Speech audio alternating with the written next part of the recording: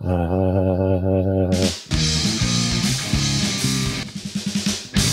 Chad, what episode is this, Chad? This is episode number 126. God dang, getting up there. Whoa. I did get a picture from our friend Mark Stickney over there in San Antonio. He got his birthday message that he was very grateful for, and he got all of his goodies, a shirt and a mug, and I gave him that keychain thing that Lori gave us. So yes, he was very, very happy. So excellent. Happy birthday.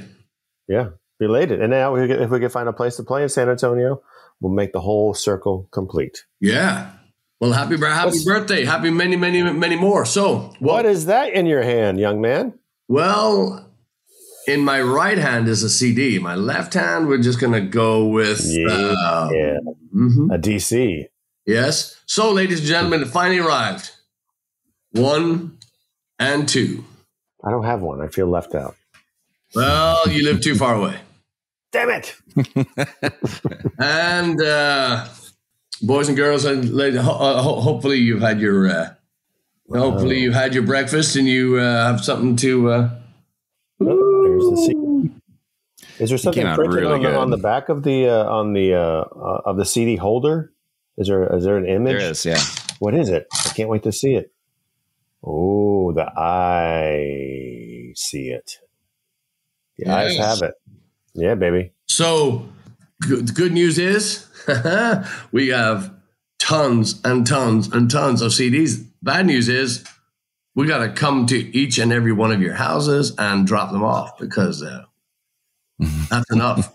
That's enough. Yeah. So I'm giddy with CDs in here, but yeah, it came out fantastic. V did an amazing job putting the stuff together. You know, the people that have seen, held the CD now and listened to it I've got some great reviews back already. And, the first comment is usually, oh my God, the artwork is second to none. So they're just thrilled with it. And I just can't wait to get these things signed and put in the mail, get them out to you. That's right. Came out really well. I listened to I put one in the stereo and I listened to the beginnings of all the songs, make sure it worked. And just Paul Beebe and Christopher Longwood, their work just shines in that.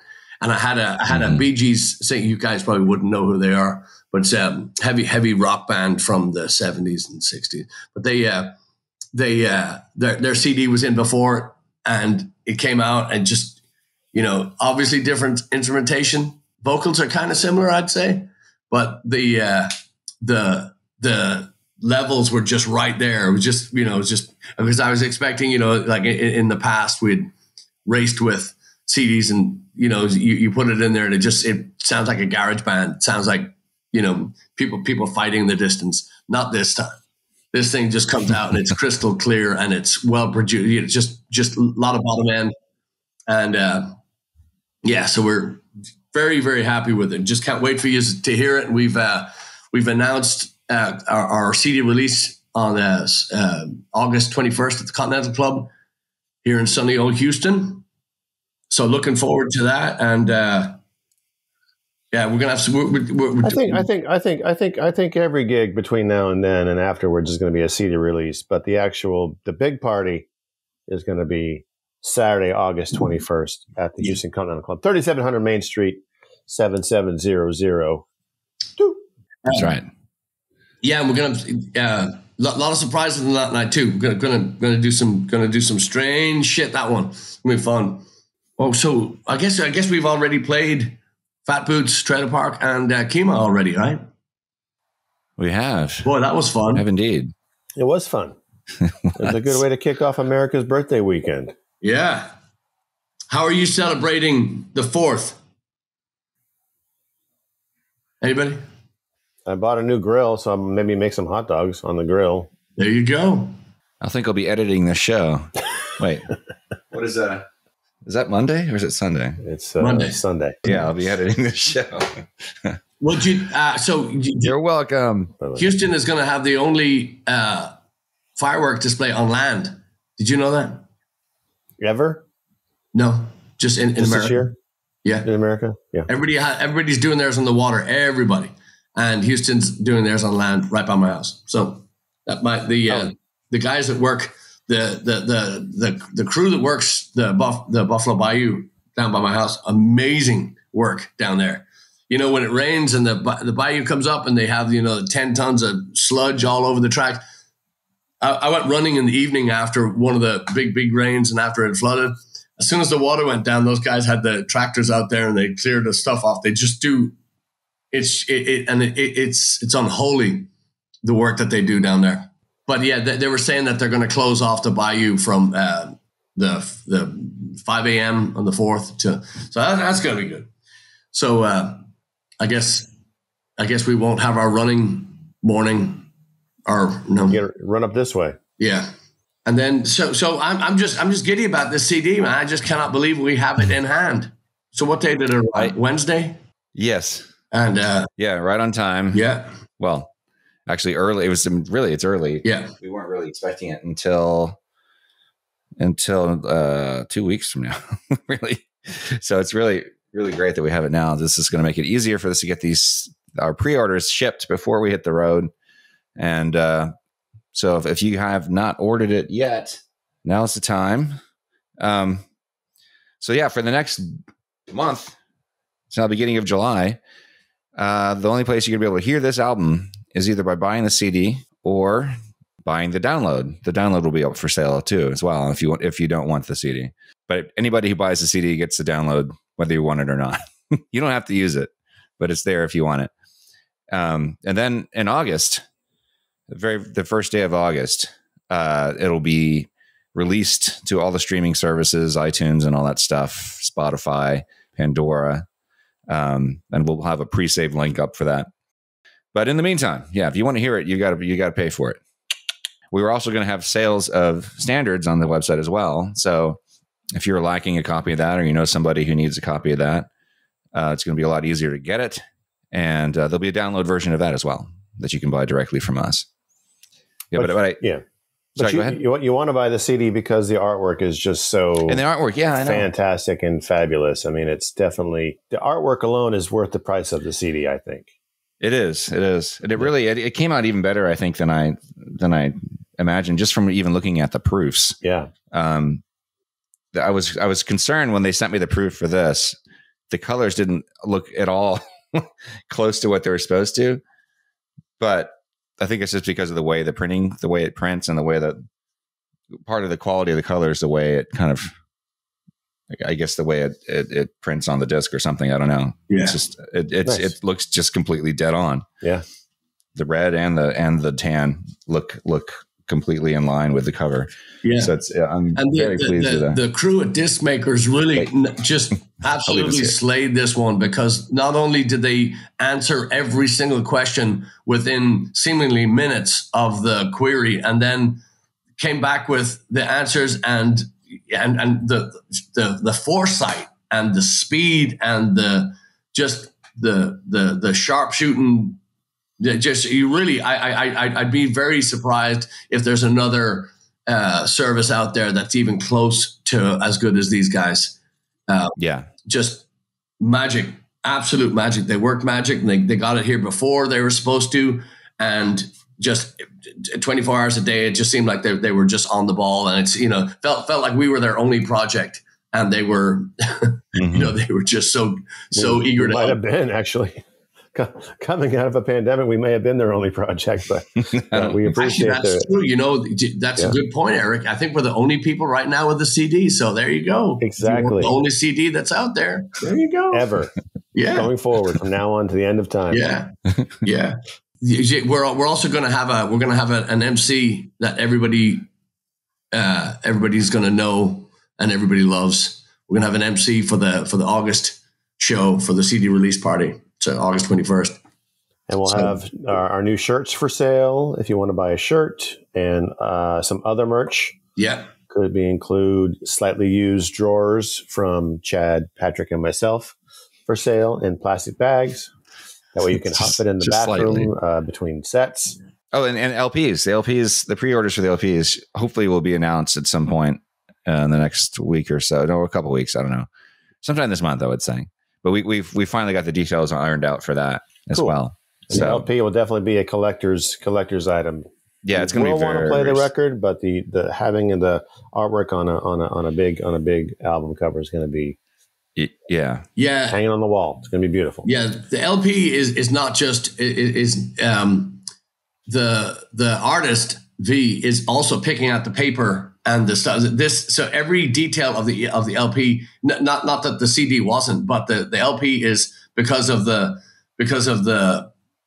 we're only doing a limited number of them. Because of that, V wanted to make sure that the paper was right, that the ink was right. So he's working with the printing company so this is going to be a separate entity that we're using to print the packaging for the record. And he's every single thing that that he focuses on. He toils over it. It seems like every molecule of this, of the paint and the paper and the thing. He's a perfectionist, a pro. He's a beast. We just can't wait for you to see that. I just can't wait to play it. I just cannot wait to play it. So yeah. You're talking about listening to the CD. That first thing I did after I went up to your place to pick up a few. I just on a whim, I figured my mom lives not far from Patrick's house. We know. So I said, screw it. Yeah. So screw it. I'm just going to go up there and surprise her with a copy of it. So give it to her. And she sat down and she read all the liner notes. So that was at least good to know that this tiny text is legible. But then on the way home, I popped my copy in the CD player, which of course I've been listening to this record a lot, especially over the past month or so as we've been preparing for its release. And there was just something really special. I mean, it sounds great, but there's something really special about actually playing it off the CD in my car. It just it just sounded completely like the best I'd ever heard it. So, if you could erase one song from history, what would it be, Chad? From history, one song from history. Why couldn't it be a band? I don't know. Song or a band. That way you would at least cover the both. There's so many like current songs that I'd wanted to erase, but I don't know what they're called. So I can't I'll just throw out Tears in Heaven out there. That's a good one. You're welcome. Good one to get rid of. Thank you. Yeah. Thank you. Yeah, I always go to Hotel California or something. It's too easy. So, but again, there was a moment back when that part was, as a kid, I was like, oh, hey, that's it. But, before they played it 18 zillion times, and shoved it in your eyeball, your ear hole, mouth. And so that, but Tears in Heaven, the first time I heard it, I was like, fuck this guy. Fuck everything about it. And then they, hey, let's do an acoustic version. I was like, no, let's kill everybody involved. Fucking no. So we get punished for Eric's transgressions. I mean, that doesn't seem fair. By him writing that song, we have to listen to it. That doesn't seem fair at all. No. Should lock him in a cell and just have that song blared over the speakers 24/7 for the rest of his life. Yeah, look up Anthony Jeselnik. Look up Anthony Jeselnik's Eric Clapton joke, and then see if you still like it. Tears. Oh no. Oh, good old Anthony. Yeah, I've got one. We were just talking about this recently. Breakfast at Tiffany's by whomever the hell that is. I don't even know what band that is. Do you know? I think it's Black Sabbath. It's just got one of the most grating melodies in the chorus. And the way worse than Closing Time? Are you fucking kidding me? Yes, it's worse than Closing Time. Isn't that's the 90s song, right? Yeah. Breakfast at Tiffany's. Aren't they all 90s songs? Yeah, it is. It's just that. And the words don't even scan in a way that makes sense. I said, I do it, and it's not, it just sounds completely unnatural and forced. Let's play it tonight. Fuck it, the words. Let's do it. Yeah. I think that band is a Christian band, actually, too. Well, that explains it. Yeah. I think they're called Deep Blue something. Is that right?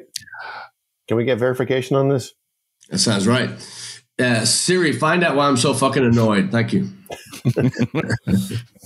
that other one, another annoying 90s song. Again, I don't know who does it. That Hey Jealousy song. Well, that's Gin Blossoms, right? Gin Blossoms. Yeah. Yeah. Don't like that song. Yeah, it's a piece of shit, but it was you guys probably had it easier than me because, you know, I lived in Paperback and Middle Road. No, the fucking bands used to all the bands that played at the clubs that I worked at, they all played that song. Every fucking one of them. And each one it was like a competition to see who could do it worse than the guys you heard the night before. So yeah, that's a pretty bad one. It seems like most of the 90s can be erased. Mm. Most of that 90s. There's a lot of bad music in the 90s. Yeah. That's when that turned the corner. That's when I became an old man in my middle 20s. You know, was like, oh, okay, I'm done listening to music from now on because this is all shit. Yeah. Was there any stuff that came out in the 90s that you don't hate? Vanilla Ice? I mean, I was, with the exception of Ball and Chain, I've always been a big Social Distortion fan, and I liked everything that they put out. A lot of good punk stuff. A lot of good alt some heavier alt stuff that came out. Yeah. You know the story about the Gin Blossoms, right? How their original lead singer wrote all those hits off that first record, and then they fired him because he was a drunk, and then he killed himself like shortly there, like after the album broke. He committed suicide. No, I didn't know that. Are you sure the songs didn't take his life? Well, he's the one who wrote them. That's what I'm saying. Maybe they ganged up on him in his sleep. They ganged up on somebody. Uh-huh. Yeah. Fastball's from the 90s. We kind of like some of their songs. Yeah. Our buddy Tony we had on a while ago. Yeah. I was really excited about Beck's stuff when he first came out. But yeah, I know you guys don't like him. But I just thought he was that was like an example of something that was kind of new at the time that sounded like something new happening as opposed to all the other crap we talked about, which just was just bland and Nowheresville. Yeah. Nowheresville, man. At least he was kind of taking things in a different direction. Say it, Daddy-O. Squaresville, population U. Yeah. Did you give us a song that you would erase from history? ECX? I haven't yet, but you mentioned a lot of awful good ones. You know, and the funny thing is, I was thinking about this topic the other day because a song came across, like I think I had some playlist playing in the background. We usually just play music just for something, you know, in the background just to keep our minds, whatever, from thinking, you know, impure or dark thoughts. But now I can't remember what song it was. I think it might have been like, what's that fucking song? Of course, it's going to be the Eagles. Like any, like, or just any song ever sung or written or produced or played by Glenn Frey, I could probably do without. I heard that. Were we setting up for a show when The Heat Is On came over? Oh, Me, yeah, that fucking song. You talk about two stray dogs fucking in an alley. That dog, actually, no, because there's some pleasure there. Let's say the noise of an abattoir, right? Something like that. Something to where there's a dull blade cutting the head off a still live animal or something. That's what Heat Is On is to me.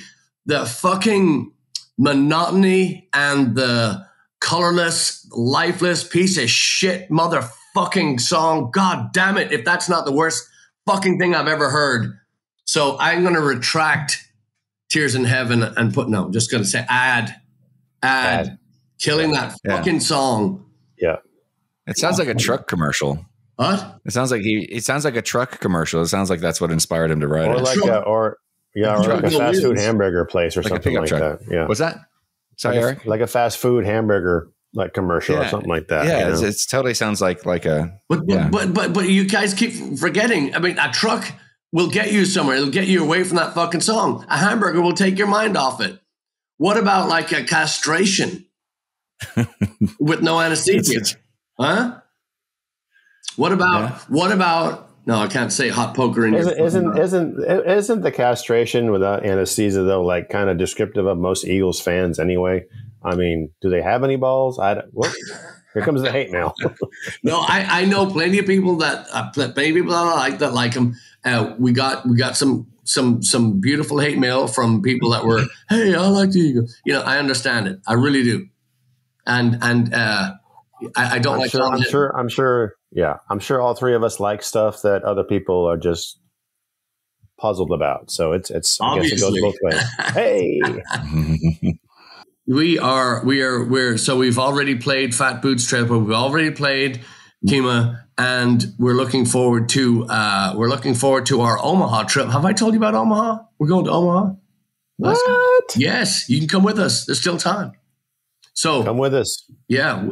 We're gonna do another little blurb about that. And then also we're gonna have Elvira's back on with young ECH here. So we're going to tease the people that cannot make it, but we're also going to excite the shit out of the people that can make it, because I think it's one of the best pairings in rock is having us with the Outsiders, Funkabilly Rebels, doing these shows together. This is going to be phenomenal, not just because we really, really like these guys, but the music is just so similar with being in two separate parts of the world, two completely. These guys are true rockabilly slash psychobilly. We got a little bit of that in there too. My neighbor Kim got the record and was saying that there was a Brian Setzer kind of feel to 16 and Second Worst. Oh, interesting. And I was thinking, that's a really good, it's a line I wouldn't have drawn, but it's there. And it was just really, really cool. I think Emily Schramm too wrote a really nice review on one of our pages. She was saying that Lights of El Paso was kind of a Danzig kind of thing. And really? Yeah. Huh. Yeah. I can hear it once they say it, I can hear it. Yeah, I guess so. Yeah. Wow. Yeah. But anyway. It was just last week that Elvira's Tim was saying that Sweet 16 reminded him of Thin Lizzy. But it's in there. I hadn't thought of that. I can hear it now. Brian Setzer. That's too. It's Brian Seltzer. Seltzer, right? Yeah. Yeah. So, I would also erase Drunken Sailor from history, and Satisfaction. And Everything by the Beatles. Yeah, right. I would say, with the exception of Ringo, maybe most of the Beatles solo songs. Some of those are just, she's going to shake his head. I know he's going to do that. Some of those are most of them are pretty bad. Unlistenable. Yeah, fucking Paul McCartney, man. He and Eric Clapton should take a vacation in hell. Yeah. They can go visit John Lennon while they're down there. Hey-o! Well, this thing just took a turn for the worse. Best. Second word. So yeah, we have plenty to do today. This is a SlapperCast day, and we're delighted that you're all here. However, I am going to say that we're going to, I especially have a lot to catch up on. We're going to, we'd also like to thank young Kristen Jensen from sitting in with us. You'll be seeing a lot more of her.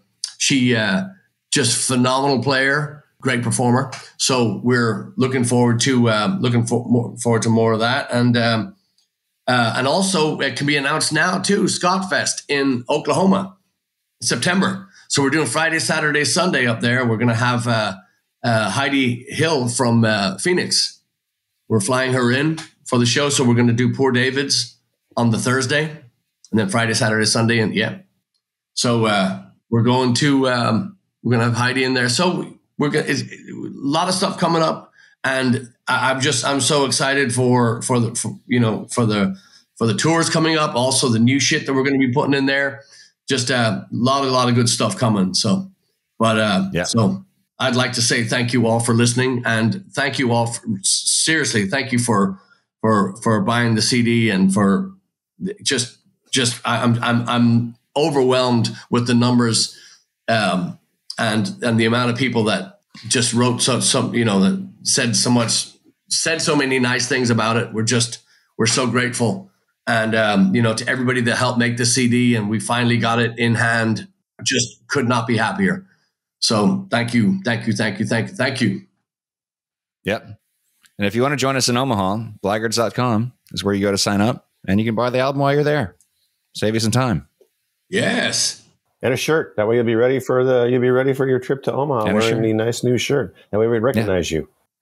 Exactamente. Right. One of us. Gobbledy googly, one of us. Okay. Freaks, All right. Todd Browning. Come on, go watch it. It's fun. Okay.